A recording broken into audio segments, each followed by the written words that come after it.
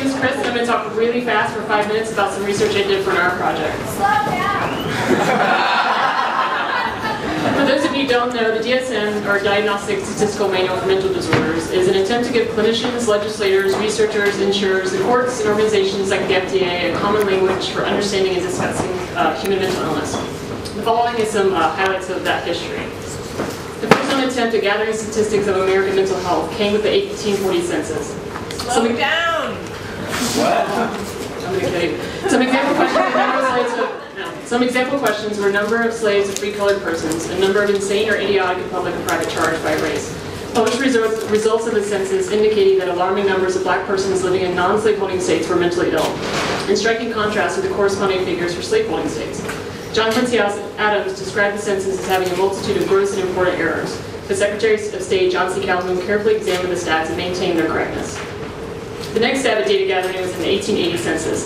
The categories were expanded to include dementia, dipsomania, epilepsy, melancholia, monomania, and paresis. As I read through the defective and dependent and delinquent cases of the United States report, I thought I had inadvertently discovered the first data viz. The next few wiki pages later, I found, much to my disappointment, the real first data visualizations. These came from the 1870 census and were made by Francis and Walter Walker. Walker was the superintendent of the 1880 census, as well as the Indian Affairs superintendent. Walker described Native Americans as voluptuary, garrulous, lazy, cowardly in battle, and beggar-like. He also recommended that Native Americans be kept on reservations of limited or mineral agricultural value so that they could be educated and reformed. Side note, butt plugs were invented 22 years after Back to the DSM. The next major player came with the development of the standardized diagnostic criteria for mental health came with Medical 203. Medical 203 represented a shift away from Freudian psychoanalysis and instead introduced the idea that external circumstances could affect your mental health. It really brought our understanding of mental health into the 20th century. The next big factor for the development of DSM was the APA. The APA had its own standard classified nomenclature of disease and was first headed up by this guy, G. Stanley Hall. Some highlights from Hall's wiki page. Hall had no sympathy for the poor, the sick, or those developmental differences or disabilities. A firm believer in selective breeding and forced sterilization, he believed that any respect for charity toward those he viewed as physically, emotionally, or intellectually weak or defective would simply interfere with the movement of natural selection and the development of a super race. Also, Hall theorized that Africans, Indians, Chinese were members of adolescent races in a stage of incomplete growth. Hall also coined the terms nismesis and garbelesis, and these are the medical terms for tickling. Lastly, Hall mentored this guy, Francis Cecil Sumner, the first African American to get his PhD in psych, as well as the father of black psychology. So the first DSM was published in 1952. It has 106 disorders and was heavily influenced by the concepts of Emil Kraepelin.